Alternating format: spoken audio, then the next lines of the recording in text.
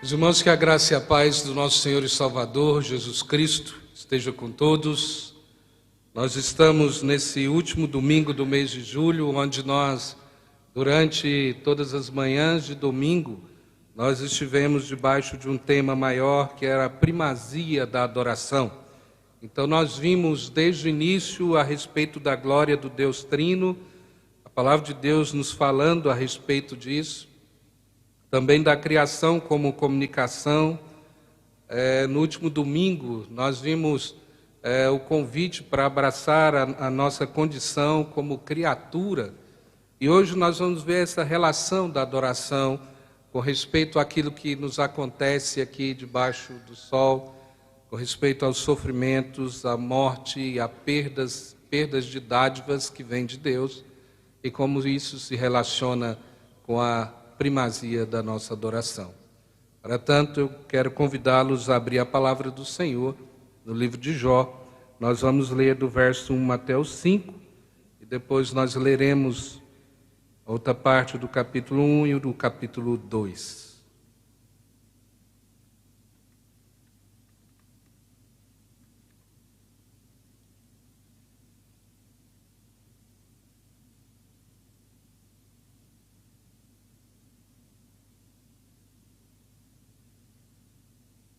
Mesmo assentados, nós vamos acompanhar a palavra do Senhor, que nos diz assim: Havia um homem na terra de Uz, cujo nome era Jó, homem íntegro e reto, temente a Deus e que se desviava do mal. Nasceram-lhe 7 filhos e 3 filhas, possuía 7.000 ovelhas, 3.000 camelos, 500 juntas de bois e 500 jumentas. Era também muito numeroso o pessoal a seu serviço, de maneira que este homem era o maior de todos os do Oriente. Os seus filhos iam às casas uns dos outros e faziam banquetes, cada um por sua vez, e mandavam convidar as suas 3 irmãs a comerem e beberem com eles. Decorrido o turno de dias de seus banquetes, chamava Jó a seus filhos e os santificava. Levantava-se de madrugada e oferecia holocaustos, segundo o número de todos eles, pois dizia: talvez tenham pecado os meus filhos e blasfemado contra Deus em seu coração. Assim fazia Jó continuamente. Vamos orar. Senhor nosso Deus, nós estamos diante da Tua palavra e acabamos de ler uma porção dela. E queremos nessa manhã, ó Deus, que o Senhor haja sobre nós com poder e graça e a ação do Teu Espírito Santo, ó Deus, para que, iluminando a nossa mente e abrindo o nosso entendimento, o Senhor mesmo possa tornar claro, ó Deus, a Tua palavra e, ó Deus, a vontade do Senhor nas nossas vidas. E assim, ó Deus, que pelo poder do Espírito Santo nós sejamos transformados diante, ó Deus, de tudo aquilo que nos cerca, diante, ó Deus, das questões, ó Pai, que nos atingem, dos sofrimentos, ó Deus, que nós passamos aqui, ó Deus, nessa terra. Que o Senhor nos ajude, ó Deus, compreender propósito do Senhor em todas essas coisas. Nos abençoe a nossa oração, em nome de Cristo Jesus. Os irmãos, assim como coisas elas são geradas, elas naturalmente, né, na nossa vida, nós sabemos que algumas questões da nossa caminhada com respeito às nossas imperfeições e algumas coisas do nosso coração, elas precisam de alguns fatores para que isso sejam amadurecidos. Uma das coisas que o ser humano ele nunca compreendeu muito bem é de fato com respeito à relação daquilo que acontece na nossa vida e daquilo que acontece com os seres humanos. Isso sempre foi motivo de estudos, de debates com respeito àquilo que acontece conosco. É fruto do acaso ou há algo que venha por trás de tudo isso? Não é apenas no meio cristão que nós discutimos muitas vezes com respeito a essa questão, parece aquela causa e efeito, mas quando nós olhamos para aquilo que o ser humano ele debate ao longo do tempo, muitas vezes admitindo apenas, principalmente os antigos filósofos que admitiam causas, apenas a causa material, nós vamos perceber que, ao longo da história, muitos desses filósofos começaram a olhar para a vida e para os acontecimentos e eles mesmos começaram a utilizar o termo que nós usamos muito, falando a respeito de providência. A providência é um termo que já era usado por alguns filósofos para denotar isso, ou seja, ao perceber aquilo que acontecia aqui na nossa vida, alguns começaram a se perguntar: será que tudo o que acontece ela tem uma ordem, ou acontece por acaso, ou há uma providência? E que para muitos deles começaram a advogar que há algo maior e supremo acima de todas as coisas, que transcende a essas coisas ordenadas, que comanda todas as coisas, e daí eles deram esse termo de providência. Mas uma das coisas que o ser humano, ele foi, ao observar tudo isso, ele começou a não compreender exatamente quais são esses fatores. Porque ao observar a vida e o ser humano sem a ação de Cristo, ou a ação poderosa de Deus trazendo a regeneração, ele sempre vai entender que se você tem virtudes, você cultiva virtudes, você busca virtudes que são louváveis à sociedade, que as pessoas possam ver em você essas virtudes, você, portanto, é alguém do bem, ou você é bom, né? Então, a relação era essa: pessoas que buscam virtudes são boas, e as pessoas que não demonstram essas virtudes ou que têm falhas nesse caráter seriam as pessoas más. Só que quando nós olhamos à luz da Escritura, nós vamos perceber que não existe pessoas boas debaixo do sol. Ou seja, a palavra de Deus aponta para um só que era bom, e Cristo Jesus. A palavra de Deus nos fala que não há justo nenhum sequer, não há quem faça o bem, né? Não é quem busque a Deus. Essa é a realidade daquilo que nós lemos na liturgia, quando nós começamos esse culto, falando a respeito do ato de Deus em Cristo Jesus vir até nós e morrendo por pecadores.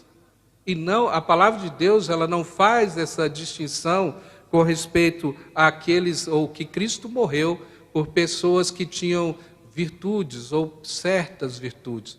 Mas a palavra de Deus nos fala e nos encerra no mesmo patamar, mostrando que todos são pecadores. Mas essa então era a dúvida das pessoas, ou seja, como que nós somos governados? Como que as coisas acontecem na nossa vida? Será que elas de fato são governadas pela providência divina? Ou alguns outros começaram a advogar que talvez, mesmo que houvesse essa providência divina, alguns atribuem os resultados a um fatalismo que seria governado pelos céus. Em última instância, chegando ou advogando o fatalismo como uma das coisas para dar explicação àquilo que nos acontece. Porque quando as pessoas observam, eles estavam observando que os mesmos atos ruins acontecem para aqueles que eles achavam que tinham virtudes e também para os maus. Ou seja, uma enfermidade, ela chega tanto para aqueles que as pessoas olham e falam: essa é uma pessoa boa. A enfermidade chega também para aquele que também as pessoas podem olhar com ausência de virtude e falar: isso aqui é mau. É tão interessante isso que a própria sociedade, ela até admite que quando acontecem coisas ruins a pessoas que a gente entende que são más, nós falamos: não, mas isso está justo, é de bom tamanho. Mas como que nós começamos a olhar para aquilo que acontece e percebemos que as coisas ruins acontecem às pessoas que têm virtudes e não têm uma causa ou uma relação exata de pessoas más e pessoas boas? Então, olhar para tudo isso, essa questão da providência, esse entendimento que muitas vezes nós temos aqui, a nossa visão, essa visão de causa e efeito simplesmente, nós vamos perceber que a palavra de Deus, ela traz uma história e uma narrativa para mostrar exatamente o que é providência de Deus. Se você perceber, depois da lei aqui, nós vamos, na maior parte, vamos dizer, das outras traduções, nós vamos perceber que Jó, ele é colocado num determinado lugar na Escritura, para muitos hoje, na nossa versão, em nossas versões que nós temos nas mãos, é colocado entre os livros, né, de sabedoria, dos poéticos aqui. Mas a gente vai ver que em outras traduções, a gente vê Jó logo a seguir da lei, para mostrar exatamente como que essa lei, ou aquilo que se relaciona a Deus, ou essa questão da nossa vida para com Deus, ela não pode ser reduzida a essa questão simplesmente de se eu fizer coisas boas me acontecem. Se você faz coisas ruins vão te acontecer. É certo, sim, que a palavra de Deus nos fala com respeito ao sentido maior, aquilo que o homem plantar, isso, ou semear, isso ele vai colher. Mas a palavra de Deus, ela não está agora, no sentido agora das nossas aflições, dos problemas que nos cercam, ele está relacionando a algo muito maior, está relacionado à providência de Deus.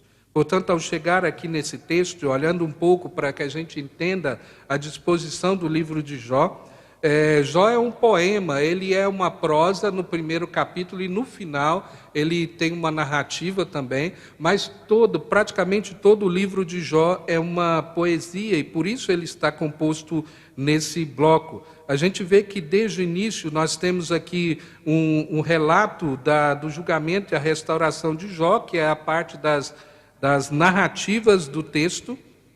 Tá? E o demais, a gente vai ver que o texto ele é composto como uma poesia. Em momento algum, é interessante que a canonicidade do livro de Jó ela foi rebatida em todos os momentos da história. Em momento algum, ela é questionada aqui. Apenas o lugar que esse livro ele deveria estar. E nós temos a ordem, que é a ordem da Vulgata aqui do texto, que colocou ele entre os livros poéticos. Então, Jó, Salmos, Provérbios, Eclesiastes e Cantares. E então nós vamos perceber que há uma versão, a Peshitta siríaca, que coloca Jó logo depois de Deuteronômio, como honra que a tradição de que foi Moisés quem escreveu o livro de Jó. Segundo a tradição rabínica, o autor do livro de Jó seria Moisés. Então há a seção no início, que é uma narrativa em prosa, e o restante do texto é uma poesia. Aquilo que a gente vai perceber quando nós entramos no contexto aqui, no nosso texto, e aquilo que nós lemos, e um pouco adiante, nós vamos perceber que aquilo que o texto está, ou Jó, esse livro de Jó, quer nos mostrar, está exatamente na pergunta de Satanás, quando ele coloca no verso de número 9. O versículo diz: Jó teme a Deus por nada? Será que Jó, de fato, teme a Deus por nada? Essa é a questão central do livro e aonde a palavra de Deus está querendo nos mostrar ou nos ensinar a respeito da providência de Deus. Será que Jó teme a Deus porque Deus é Deus? Ou será que Jó teme a Deus por causa de todas as coisas? Ou porque Deus lhe deu tantas coisas? E assim a gente vai ver que essa realidade do mal no mundo de Deus, a partir do livro de Jó. Então nós não encontramos apenas o Jó aqui no texto, né? Ele é um justo sofredor, mas como nós veremos que a figura de Jó também, nas descrições, apontam também para Cristo Jesus na cruz, ali no meio do horror, do abandono de Deus, que fez a pergunta, né? Por que me abandonastes, né? Tudo isso caminha na mesma direção. O livro de Jó está caminhando na mesma direção. Por mais que a gente vê a apresentação de Jó falando no texto que havia um homem na terra de Uz, que ele era íntegro, reto, temente a Deus, que se desviava do mal. Isso tudo não é a figura de alguém sem pecado. Não é a figura de alguém sem pecado. Tanto é que a gente vai ver que Jó ele tem o sistema de expiação do pecado, porque sabia que por si só, ou por adquirir virtudes terrenas, você estará isento da ira de Deus. Então, no coração da resposta do livro de Jó, as nossas provações mais agudas estão mais aqui de uma doutrina robusta da soberania de Deus, embora certamente está aqui a soberania de Deus em meio a todo esse texto, mas Jó nos ajuda a enfrentar tempestade de aflição. E a doutrina aqui da soberania, muito mais que um retrato que é inabalável da tragédia humana ou daquilo que acontece também com os seres humanos. A gente olha para o texto, então, se você notou que esse texto é a narrativa, você vai ver um enredo, um tempo, um espaço, o narrador e os personagens do texto. Esse é o primeiro bloco do texto. Ele coloca a gente numa cena, coloca a gente num enredo e nos mostra a partir daí aquilo que Deus quer nos mostrar através da vida de Jó. Esse homem, então, quando a gente olhou no nosso texto e a primeira parte, ele começa a mostrar quem de fato é Jó. A cortina se levanta, então, e começa a mostrar uma cena, e isso é comum naquilo que a palavra de Deus nos mostra, isso está relacionado até àquilo que Deus implanta em nosso coração, criação, queda e redenção, é criado um cenário, lembra cenário, um cenário onde Deus cria todas as coisas boas, né? Depois no meio disso entra o caos, e depois do caos vem a redenção. Isso é um padrão daquilo que Deus estabelece, tanto daquilo que Ele fez, quanto na nossa vida. Já percebeu que o padrão de roteiros de cinemas, onde você sai dali vibrando, ele também tem o mesmo padrão de criação, queda, redenção. Ou seja, um cenário primeiro ali de muita felicidade, depois o caos entra e há uma redenção no final de tudo isso. Tudo isso é implantado em nós por meio de Deus. Deus nos fez assim. Mas então, olhar para o texto, a partir do verso de número 3, nos mostra que Jó era o maior de todos os povos do leste. E aqui nos mostra a prosperidade de Jó. Então, o texto começa falando que a ele nasceram-lhe 7 filhos e 3 filhas. Depois o texto nos diz que ele possuía 7.000 ovelhas, 3.000 camelos, 500 juntas de boi, 500 jumentas, e era também muito numeroso o pessoal a seu serviço, de maneira que esse homem era o maior de todos os do Oriente. Aquilo que o texto nos mostra de imediato é que a figura de Jó, que de fato era alguém, o maior que tinha ali com respeito, se você olhar para as suas posses e para os seus bens e para aquilo que ele tinha como família, esse era um homem que você poderia olhar para ele e falar, olha, esse é alguém completamente abençoado por Deus, na visão terrena. E essa é a visão de Satanás. É aquilo que Satanás olha e fala assim é fácil. Dessa maneira é fácil servir ao Senhor. Mas eu quero destacar aqui algumas coisas que o livro de Jó nos apresenta, então, e que nos mostra que como que nós nos portamos, ou como que nós nos preparamos para suportar as adversidades que podem chegar a todos nós. A palavra de Deus vai nos mostrar, na vida de Jó, que há piedade aqui como preparação. A partir do verso de número 1, você vai ver a descrição de Jó, que se repete também depois, Deus falando a respeito de Jó, que ele era um homem íntegro, reto, temente a Deus e que se desviava do mal. Você vai perceber que a piedade de Jó não é uma inoculação contra sofrimento, mas é a preparação para quando o sofrimento vier. Então, quando nós estudamos doutrinas, ou quando nós estamos olhando para a palavra de Deus, aprendendo quem Deus é, nós vamos entender que a doutrina gera em nós a piedade, e essa piedade é aquilo que nos prepara para o dia da adversidade. É o que nos prepara para o dia da adversidade. Senão nós veremos a Deus de maneira completamente diferente daquilo que a palavra de Deus nos coloca. E é isso que muitas vezes nós começamos na nossa caminhada, nas nossas lutas e dificuldades, nós temos uma visão, às vezes, controversa daquilo que a palavra de Deus diz acerca dele mesmo. E em meio a tudo isso, vários movimentos que também não entendem a acontecer coisas ruins às pessoas boas, ou quando acontecem coisas ruins aos crentes.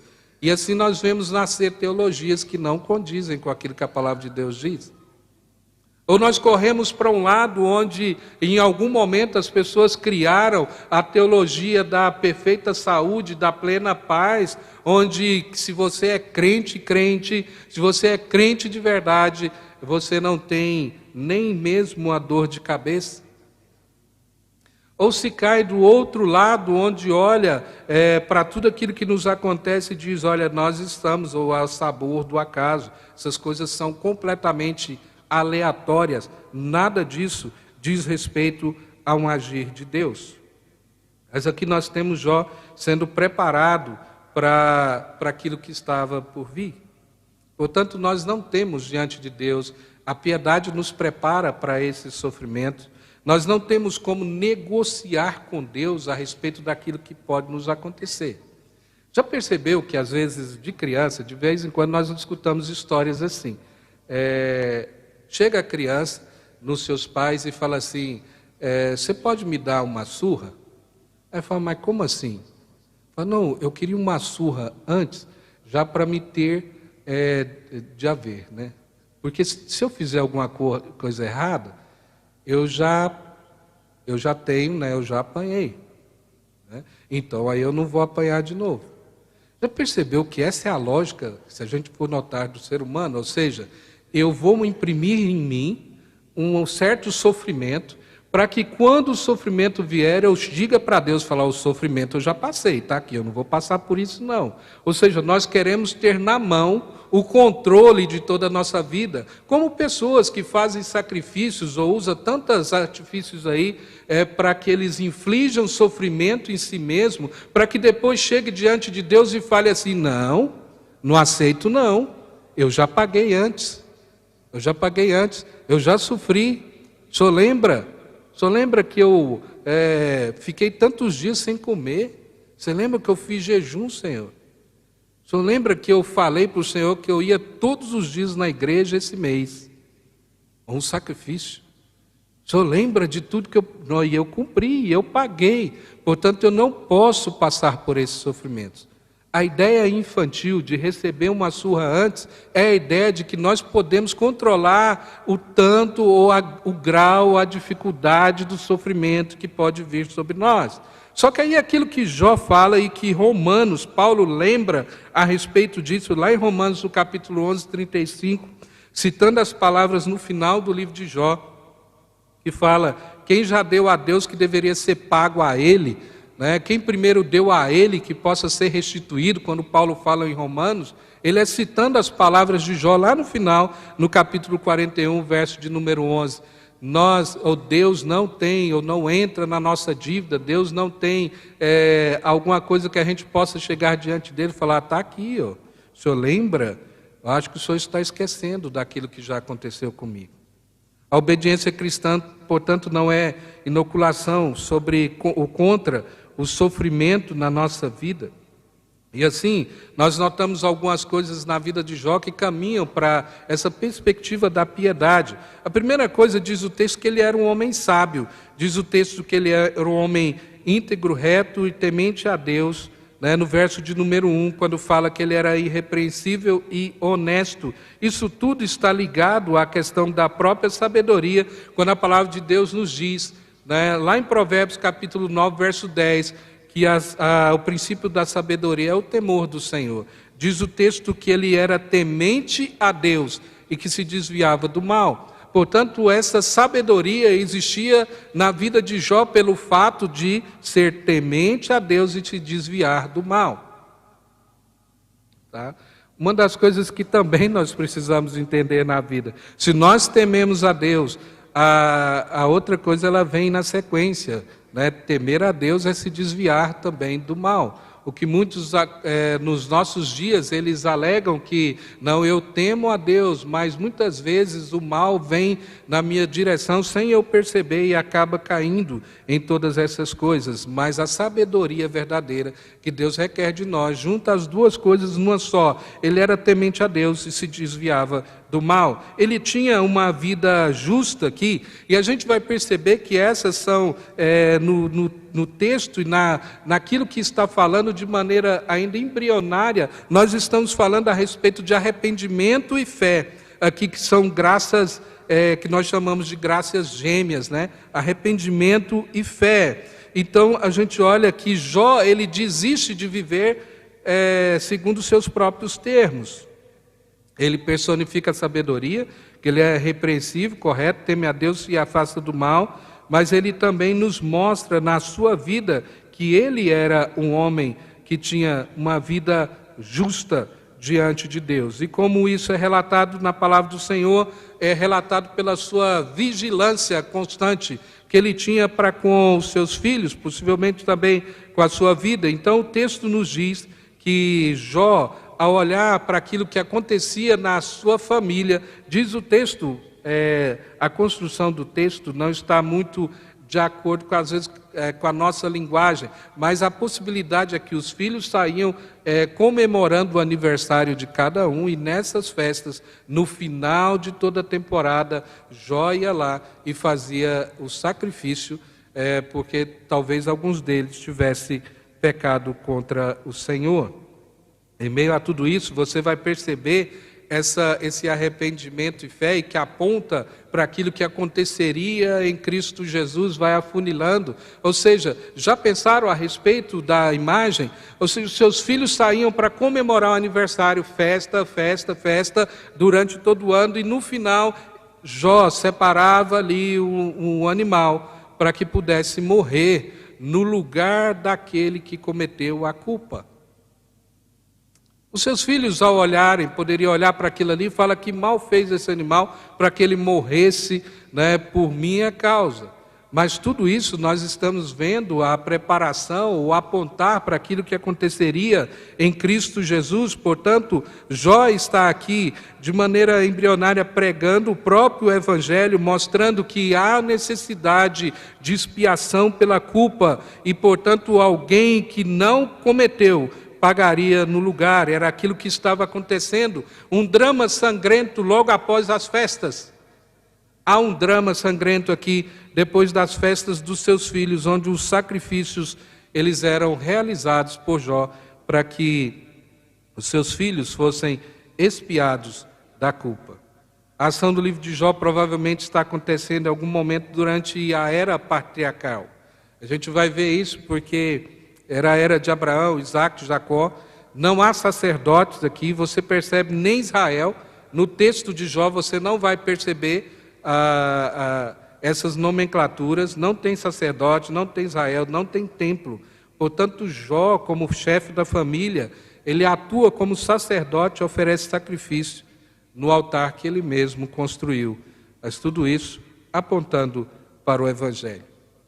Como que tudo isso acontece? Como que Jó tem a perspectiva de que alguém ou um animal deveria morrer no lugar de alguém para que pudesse expiar a culpa, né? Tudo isso nós vamos saber que por meio do próprio Deus que se revela.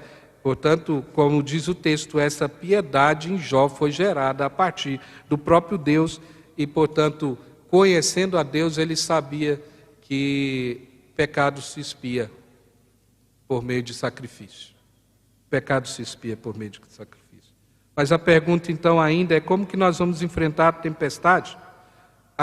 Uma das coisas que nós aprendemos do início aqui é que o conhecimento verdadeiro de Deus é o lenitivo que nós precisamos nas nossas lutas e nas nossas dificuldades. Isso é demonstrado na primeira parte do livro de Jó. Conhecer verdadeiramente a Deus nos leva a um outro lugar, ao questionar a respeito daquilo que nos acontece na nossa trajetória e nas nossas lutas.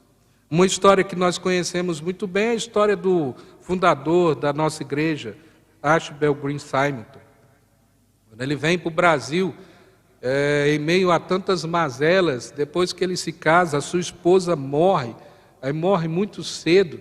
E em meio a tudo isso, ele continua o trabalho, fazendo com que a igreja seja estabelecida. Em momento algum, se você olha o livro, que é o Diário de Simonton, você vai perceber que em meio a todas essas lutas e de doenças e de tantas coisas que passavam de alguém vindo para um país tropical, em momento algum ele entende isso apenas como um sofrimento aleatório, mas ele entende isso como algo maior, algo que aponta para a glória de Deus, e em momento algum você vai ver ele murmurar a respeito disso. Eu sei que há o sofrimento, há tristeza, nos relatos falando a respeito da morte da sua esposa, mas nem por isso ele deixa de continuar fazendo aquilo para qual ele foi chamado.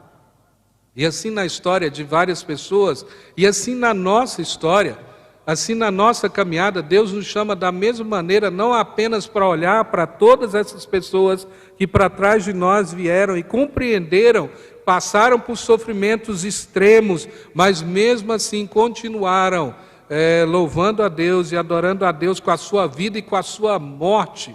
É aquilo que a palavra de Deus nos leva para que a gente entenda de fato a primazia da adoração acima de todas as coisas. Mas o texto continua, e eu gostaria que você olhasse comigo a partir do capítulo 1, verso de número 20 até o 22, e depois o capítulo 2, verso 9 e 11. O texto então nos diz assim: Então Jó se levantou, rasgou o seu manto, rapou a cabeça, e lançou-se em terra e adorou. E disse: Nu saí do ventre de minha mãe, nu voltarei. O Senhor o deu e o Senhor o tomou, bendito seja o nome do Senhor. Em tudo isso Jó não pecou nem atribuiu a Deus falta alguma. Capítulo 2, verso 9 e verso 11. Então sua mulher lhe disse: Ainda conservas a tua integridade? Amaldiçoa a Deus e morre. Mas ele lhe respondeu: Falas como qualquer doida. Temos recebido o bem de Deus e não receberíamos também o mal? Em tudo isto não pecou Jó com os seus lábios. Até aqui 9 e 10. Em meio a tudo isso, quando a gente vê esse sofrimento incomum, a tudo aquilo que é a história de Jó, nós não podemos separar as duas histórias. Sim, muitas vezes nós esquecemos da mulher de Jó por aquilo que ela falou para ele. Mas da mesma maneira, se você olhar no quadro, você vai ver os dois quadros caminhando aqui paralelos. A mulher de Jó passou as mesmas provações. Ela passou pelo mesmo sofrimento. Os filhos eram dela também. 10 filhos perdidos. Todas as suas posses. Ela também estava no meio desse sofrimento. Mas como que ela olha a perspectiva desse sofrimento? E como que Jó olha na perspectiva o mesmo sofrimento? Os dois estão no mesmo lugar de sofrimento. Os dois estão passando pelo mesmo sofrimento. Se há uma história que a gente pode igualar sofrimento com sofrimento aqui, nós temos Jó e a esposa de Jó. Eles estão passando pela mesma dificuldade inicial de perda. Só que no final, aquilo que acontece com Jó a respeito da sua saúde, da sua doença, aí ele vai além de tudo isso. Ela tem as perdas no primeiro quadro. Jó depois tem a perda da sua própria saúde. Mas então a gente olha para a construção do texto, e é interessante notar que a mulher de Jó, ela diz, os termos que ela usa, é o mesmo termo que Deus fala para ele. E ela diz: você se apega à sua integridade? Como que você se apega a essa integridade? E aí ela diz para que ele amaldiçoe a Deus e para que ele morra. Se a gente olhar para as duas palavras aqui, os dois verbos aqui, amaldiçoar e morrer, estão no imperativo. Possivelmente a mulher dele fala: olha, faça isso de uma vez, né, e morra, amaldiçoa a Deus e morra. Essa é a urgência aqui do apelo dela, né, vendo todo agora o sofrimento, quando Jó já está com, com a sua saúde também completamente debilitada. Se ela acreditava que Jó iria morrer imediatamente ou não, com essa consequência de amaldiçoar, mas isso era algo que ela tinha como algo lógico na vida. Ou seja, se há um Deus que te dá todas essas coisas, mas há um Deus que retira todas essas coisas, de que serve? Para que serve? A lógica é, se ele retira tudo isso, cause um dano a Deus também, a esse Deus que você serve. Essa é a ideia. Ou seja, as pessoas entram num sofrimento tão grande ao olhar para aquilo que Deus dá debaixo aqui do sol, e ao olhar para tudo isso, para essas perdas, ou a perda de bens, de saúde, de tudo que tem. E a ideia, mesmo na nossa pequenez, é falar assim: se Deus te causou isso, causa um sofrimento nele também. Amaldiçoa ele e morra. Era isso que ela estava dizendo para ele diante de toda essa tragédia. Mas quando a gente olha ainda, no meio de tudo isso, nós vamos ver que ela demonstra o mesmo ceticismo aqui de Satanás acerca da fé humana. E aquilo que ele diz lá no texto do capítulo 2, verso 4, tudo que um homem possui, ele dará pela sua própria vida. Para Satanás, essa é a única solução. Tudo que tem o ser humano, ele dará pela sua própria vida, até mesmo se for necessário amaldiçoar a Deus e morrer. Olhar para esse texto, eu me lembro que dá um cântico antigo, eu creio que é um hino que está no inário do cantor cristão, que diz assim: tudo ao Cristo a ti entrego, tudo sim por ti darei, resoluto mais submisso, sempre, sempre guiarei, seguirei. Aí ele fala, tudo ao Cristo a ti entrego, corpo e alma, eis-me aqui, este mundo mal renego, ó Jesus aceita a mim. Tudo ao Cristo a ti entrego, quero ser somente teu, tão submissa à tua vontade como os anjos lá do céu. E aí se canta, tudo entregarei, tudo entregarei. A perspectiva desse hino, muitas vezes, ela é aquilo que nós precisamos caminhar, exatamente conhecendo aquilo que nós estamos dizendo na presença do Senhor. Jó chega nesse momento, Jó chega nesse tempo, a esposa de Jó também chega nesse tempo, mas ela não entende aquilo que está acontecendo em meio a tudo isso, em meio aos resultados aqui desastrosos na sua vida, ela não entende.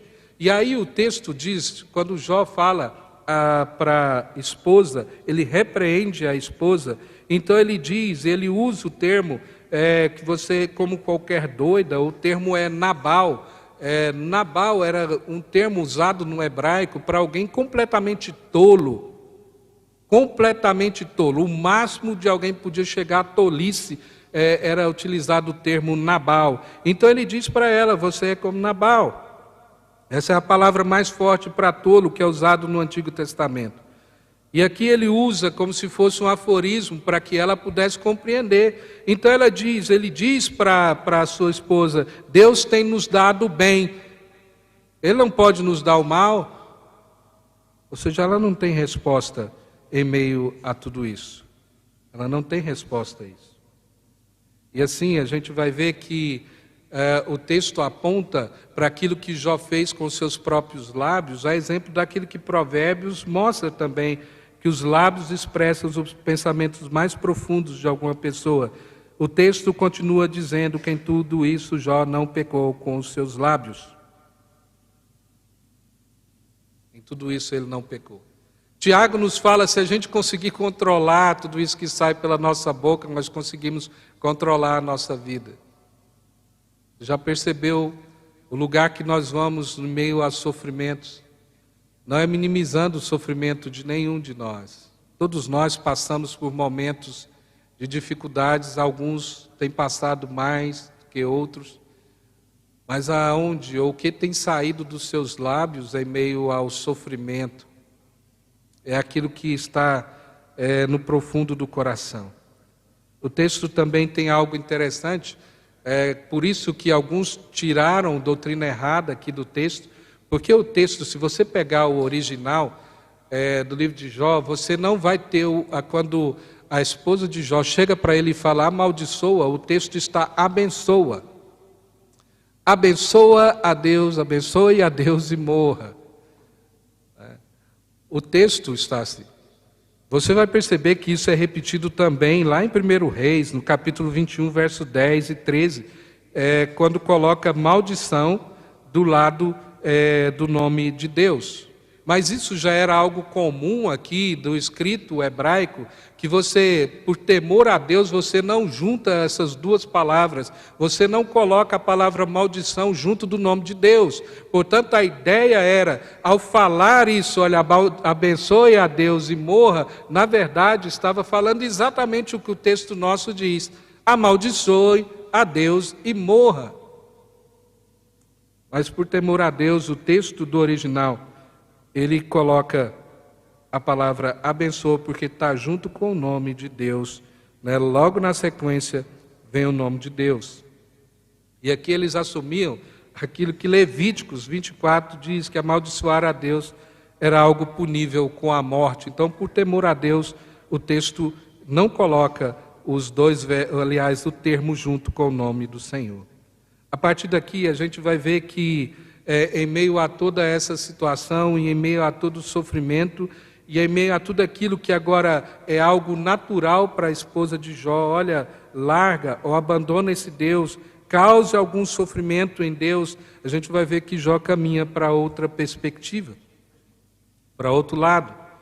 E assim a gente vai perceber que aquilo que nos mantém em tempos sombrios é a crença de que, de fato, nossa vida está nas mãos de Deus e tudo aquilo que acontece na nossa vida faz parte dessa providência que é o propósito e a direção de Deus para que tudo isso sirva plenamente para a glória de Deus. Se a nossa mente, o nosso coração se desviar disso, nenhum sofrimento na nossa vida vai fazer sentido. Nada fará sentido. Muitas vezes nós vamos desviar o nosso coração para outros lugares, porque a gente não consegue colocar no mesmo lugar um Deus de amor que permita que coisas ruins aconteçam na nossa vida. Mesmo olhando para o texto falando daquilo que Jó era, e Deus falando a respeito de Jó, que Jó era um homem íntegro, reto, temente a Deus, se desviava do mal, nós não estamos vendo aqui no texto uma figura de alguém completamente sem pecado. De forma nenhuma. A ideia é tanto que Jó, se ele fazia isso pelos seus filhos, ele também se colocava em meio a tudo isso. Nós não estamos vendo o sofrimento de alguém onde as pessoas poderiam dizer, aqui está o sofrimento pleno na vida de alguém plenamente justo. Não, Jó era, mas Jó não era o modelo ou aquilo exatamente que sofreria sem ter vamos dizer, causa ou algo acontecendo, porque Jó era pecador. Jó era pecador. Nós lemos em Romanos a respeito disso, que o pecado nos atingiu a todos nós, atingiu a humanidade. Portanto, não há sofrimento na nossa vida que a gente pode falar assim, olha, não tem causa. A causa suprema é o pecado. Não estou falando que todo sofrimento nosso seja um pecado específico, individual, mas em tudo isso nós sabemos sim que aqui nessa vida, na nossa caminhada, o pecado que nos atingiu, nós somos sim susceptíveis a toda sorte de males. Mas a providência ela nunca é arbitrária. Deus trabalha todas essas coisas juntas e a palavra de Deus fala que Ele trabalha tudo isso para o bem daqueles que o amam. Ele trabalha todas as coisas pelo conselho da sua vontade, como diz Efésios, no capítulo 1, verso de número 11. Portanto, não há parte que, às vezes, a gente olhe para aquilo que Deus se manifestou e para a forma como Deus se revela e fala, não, isso aqui não faz sentido algum, como se fosse um buraco negro, fala, não tem explicação para tudo isso. Mas há um controle sempre da parte de Deus e daquilo que Deus quer levar à nossa vida. O texto, quando Satanás, ele coloca mais uma vez ali, a aprovação fala, mas ele tem saúde. A gente vai ver que Deus permite, mas ele cerceia também a ação de Satanás.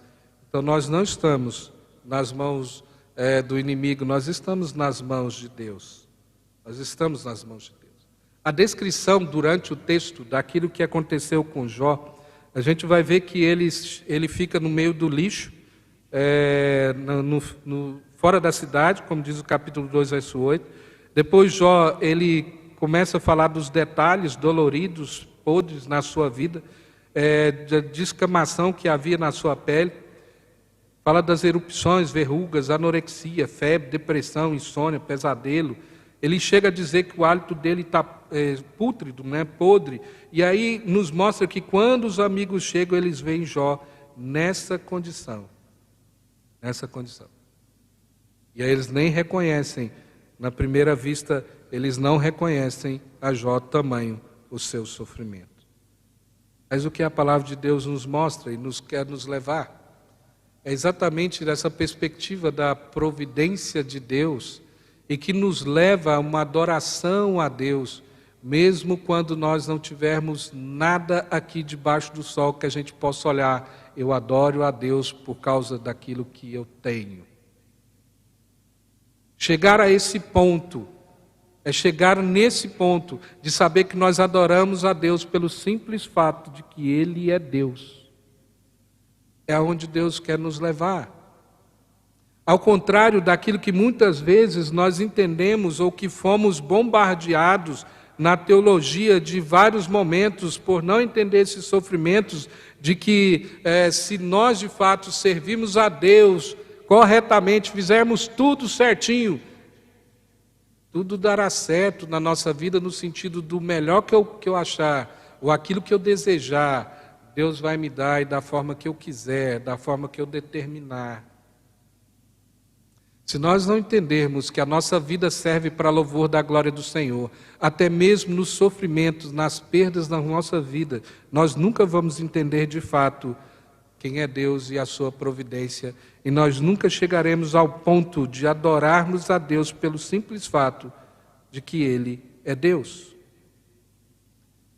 A esposa de Jó, ela ficou parada no meio do caminho exatamente por isso. Ela não entendeu tudo isso. Para ela não fazia sentido algum. O único sentido, de fato, era amaldiçoar a Deus. Agostinho, falando ou comentando esse texto, ele diz que a esposa de Jó era a atriz coadjuvante aqui nessa narrativa.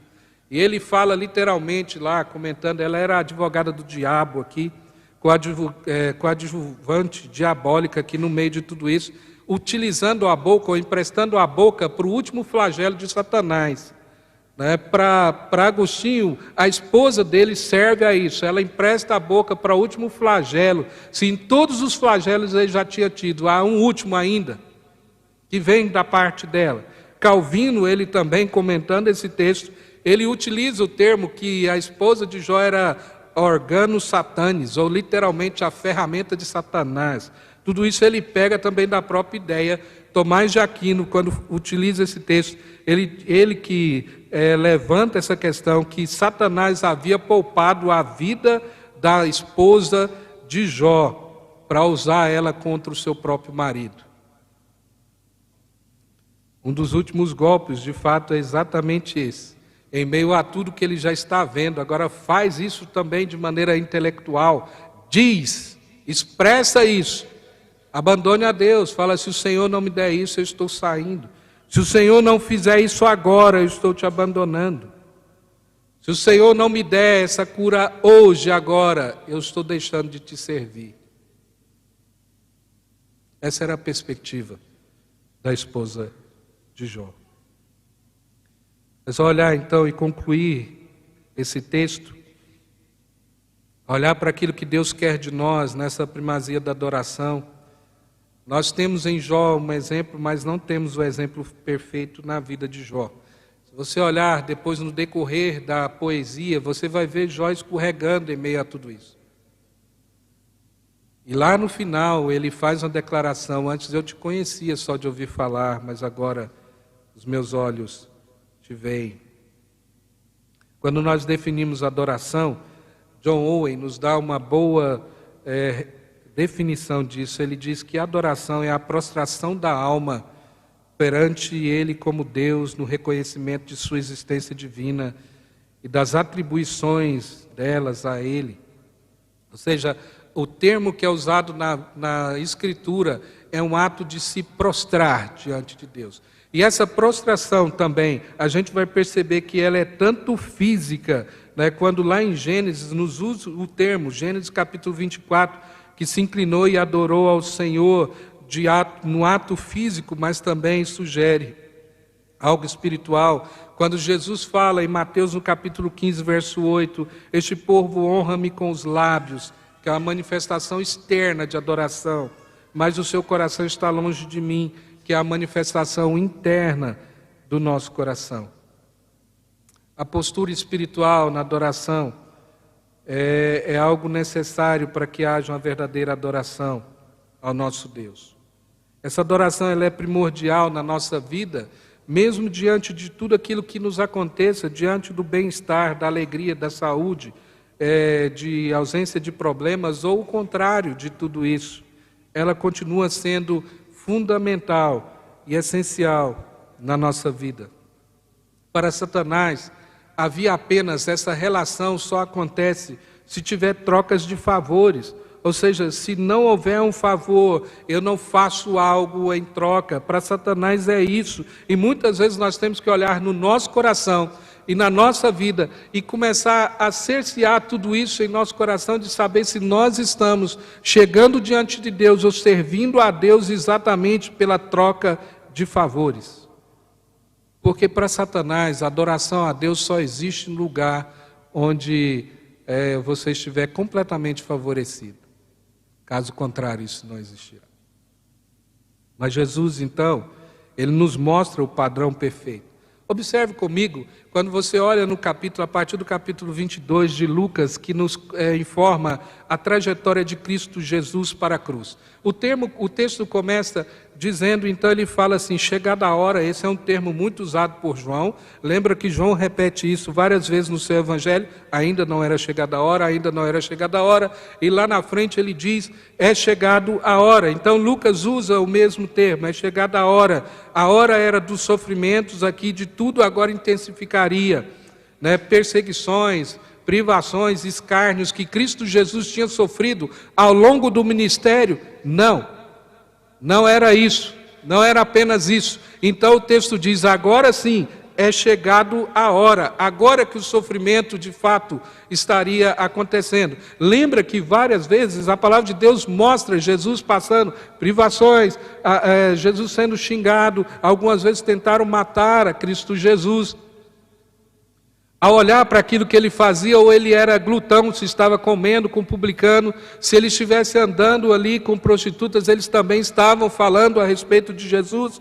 Mas em meio a tudo isso, se você colocar tudo isso como sofrimento, sim, é o sofrimento, mas agora o texto caminha para um passo além, então ele diz, era chegado a hora. Então no verso 39 diz que ele caminha para o Monte das Oliveiras. Você vai lembrar que o Monte das Oliveiras era o lugar que várias vezes Cristo Jesus esteve em oração diante do Deus e Pai, colocando a vida dele, dos discípulos e daqueles que ele tinha dado. Eram os momentos de refrigério de Cristo Jesus, quando ele sumia ou se ausentava do povo e ia para a presença do Pai, ele estava no mesmo lugar.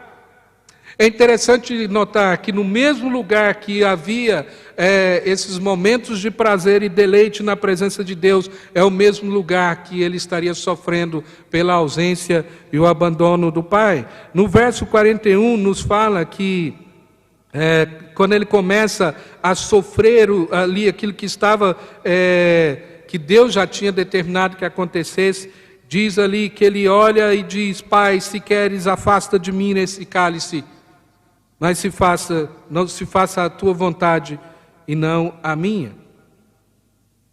Esse é o primeiro ato de rendição, de adoração. Cristo Jesus é o exemplo.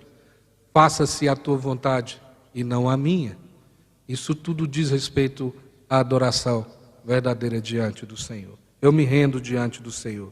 O verso 44, o texto nos diz, o capítulo 22 de Lucas, que ele entra em agonia, e aí o texto mostra a palavra agon, ou seja, uma disputa tremenda. Havia uma disputa, e lembre-se que Cristo Jesus era 100% homem, 100% Deus. Ele estava sofrendo mesmo, ao contrário de algumas doutrinas que diziam que ali havia apenas um espectro, um fantasma, e que ele não estava sofrendo exatamente, não. A palavra de Deus nos diz que ele estava em uma disputa tremenda, numa agonia profunda, como o máximo daquilo que alguém poderia sofrer aqui na terra. Jesus, sendo 100% homem, passa essa agonia extrema.